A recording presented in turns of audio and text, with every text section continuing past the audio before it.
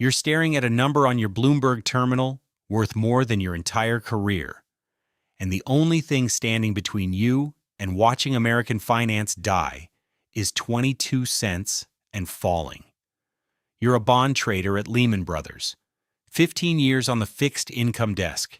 You've moved more money in a single afternoon than most people will see in 10 lifetimes. You've survived 2 recessions, 1 terrorist attack, and every ordinary crisis Wall Street can throw at a man. Now it's Monday morning, September 15th, 2008, and you're watching the number fall towards 0 while your wife sits in a hospital chair 40 blocks uptown. You grew up in Cleveland, Ohio. Your father was a high school history teacher who drove a 12-year-old Buick and thought a good retirement meant a paid-off mortgage. You weren't supposed to end up here. You got to Lehman through a scholarship, a finance degree from Ohio State, and the kind of hunger that comes from watching your father grade papers at the kitchen table at 11 at night for a salary that never reached $30,000 a year. Your first year on the trading floor, you made more in your December bonus than your father made in the previous decade combined. You called him from a payphone outside the office because you didn't want anyone to see your face when you told him. He went quiet for a long time. Then he said he was proud of you. You stood on a sidewalk in Manhattan in December and cried. You married Sarah in 2001. She was a nurse at Presbyterian. She thought Wall Street was morally complicated, but she also understood you came from nothing and that this was your way out. You had a daughter, Maya, born in 2003. She grew up thinking her father worked somewhere important because the office had a very tall building. The marriage survived the 80-hour weeks because Sarah didn't need you present every minute. She needed you to be honest, to come home with your actual self instead of the performance you put on for clients. For a long time, you managed that. The work was clean. You were trading mortgage-backed securities, bundles of home loans packaged into investment products. And in 2003 and 2004 and 2005, the demand for these products was unlimited. Money poured in from every direction: pension funds, sovereign wealth funds, insurance companies. Every major institution in the world wanted what Lehman was selling, and Lehman kept finding more of it to sell. You were good at your job. You understood the products at a level most of your colleagues didn't bother with. You read the underlying loan data. You looked at the actual mortgages inside the bundles, the borrowers, the income verification, the loan-to-value ratios. And somewhere around the middle of 2006, you started seeing something that made the back of your neck cold. The loans were garbage. Not all of them, not even most of them, but enough that when you ran the numbers on what would happen if the housing market declined by even 15%, the answer wasn't a manageable loss. The answer was a catastrophe. And Lehman wasn't holding a conservative position in these products. Lehman had borrowed $30 for every dollar it actually owned and used that borrowed money to buy as much of this paper as it could carry. 30-to-1 leverage. You need to understand what that means. If you own a house worth $300,000 and you take out a mortgage for $9 million and invest all of it in something you believe is safe, you're fine, as long as that investment holds its value. The moment it drops by more than 3%, you owe more than everything you own. That's the position Lehman Brothers was in, the entire firm, and they were still buying more. You put together a presentation in September 2006, 14 pages of data, loan default projections, housing price sensitivity analysis, exposure calculations. You requested a meeting with your division head, Robert Callan, 20 years at Lehman. The specific confidence of someone who's been proven right so many times, he stopped entertaining the possibility of being wrong. The meeting lasted 20 minutes. He listened with patient tolerance. He told you the models had stress-tested the portfolio. He told you the people who built these products were the smartest minds in structured finance. He thanked you for your diligence and showed you out. You went back to your desk and moved your savings out of Lehman stock. You told Sarah that night you were concerned about some things at work. She asked how serious it was. You told her you didn't know yet. That wasn't entirely true. You had a reasonable idea of how serious it was. You just couldn't bring yourself to say it out loud in your kitchen while your 4-year-old daughter was watching television in the next room. In March 2008, Bear Stearns collapsed, one of the 4 largest investment banks in America, gone in 72 hours. The Federal Reserve engineered a rescue sale to J.P. Morgan Chase at $2 a share. A firm that had been trading at $170 9 months earlier sold for $2. Wall Street split immediately into 2 camps. One camp said Bear Stearns was an isolated case. The other camp said Bear Stearns was the first domino. You knew which camp was right. You requested another meeting. This time you got 30 minutes with a senior managing director named Thomas Hartley, 2 levels above Callan. He had the ear of the executive committee. You brought updated data. Lehman's mortgage exposure hadn't decreased since your 2006 presentation. It had increased. The firm had a portfolio of commercial real estate loans and mortgage-backed securities worth over $60 billion sitting on its balance sheet at values the market was no longer willing to pay. You showed him the gap between what Lehman said these assets were worth and what buyers were actually bidding. That gap wasn't a rounding error. That gap was the difference between solvency and collapse. Hartley listened more carefully than Callan had. He asked specific questions. He took notes. At the end of the meeting, he told you your analysis was one perspective. He said Dick Fuld was aware of the challenges in the mortgage market. He said the situation was serious, but manageable. You walked out knowing it was neither. You didn't sleep well in the spring and summer of 2008, Sarah noticed. She was dealing with her own weight she hadn't shared with you yet, a tiredness she'd been blaming on long shifts. By June, she'd been to the doctor 3 times. By July, they had a name for it: breast cancer. Stage 2, caught early enough that the prognosis was good, but the treatment was going to be long, and the treatment was going to be expensive. The insurance questions alone consumed 2 weeks of evenings at the kitchen table while Maya did her homework at the other end and didn't fully understand why both of her parents looked so tired all the time. You didn't tell anyone at work about Sarah's diagnosis, not because you were ashamed, because the trading floor wasn't a place where personal vulnerability translated into anything useful.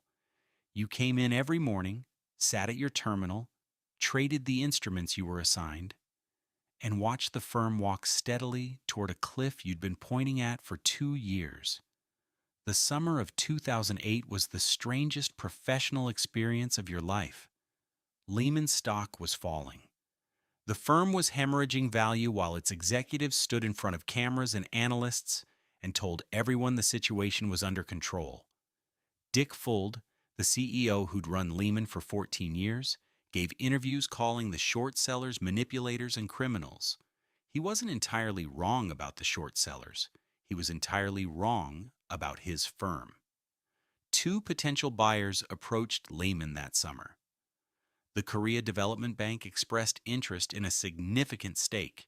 Fuld wanted a price that reflected what he believed the firm was worth instead of what the market was paying for it. The talks collapsed. A deal with the Korean bank wouldn't have saved Lehman entirely, but it would have bought time and capital and credibility. Fuld let it go because he believed a better deal was coming. Sarah started chemotherapy in August. She was remarkable about it in a way you weren't sure you could have replicated. She scheduled her treatments around her shifts when she could. She let Maya paint her nails on the evenings when the nausea passed enough to sit still. She told you she needed you to hold it together at home. You held it together. You came home every night, you cooked dinner or ordered dinner. You sat with Maya at the kitchen table while she did her homework. You drove Sarah to her Thursday treatments and waited in the hallway reading whatever was on your phone until she came out. You did all of these things while watching a firm the size of a small country deteriorate in real time from the inside. The week of September 8th, you could feel it accelerating. The stock was in free fall. The credit markets were freezing. The short-term borrowing Lehman used to fund its daily operations was becoming harder and more expensive to access. Counterparties who'd been doing routine business with Lehman for years were quietly pulling back. The firm was experiencing what happens when confidence evaporates. Not a slow decline, a sudden vertical drop. Because confidence isn't a gradual phenomenon. It exists completely or it doesn't exist at all. On Friday, September 12th, the Federal Reserve summoned the chief executives of every major Wall Street bank to an emergency meeting on Liberty Street. The government made one thing clear: there would be no bailout for Lehman Brothers.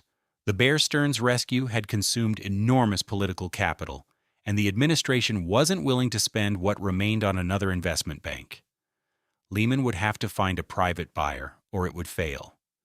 Two buyers remained: Barclays, the British bank, and Bank of America. Bank of America had been in preliminary talks with Lehman, but on Saturday morning they announced they were buying Merrill Lynch instead.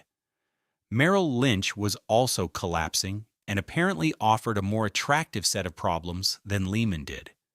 Bank of America walked away. That left Barclays. You spent that Saturday at the hospital with Sarah. Her Thursday treatment had hit harder than usual. She wanted the company, and you needed somewhere to be that wasn't the trading floor or your own head.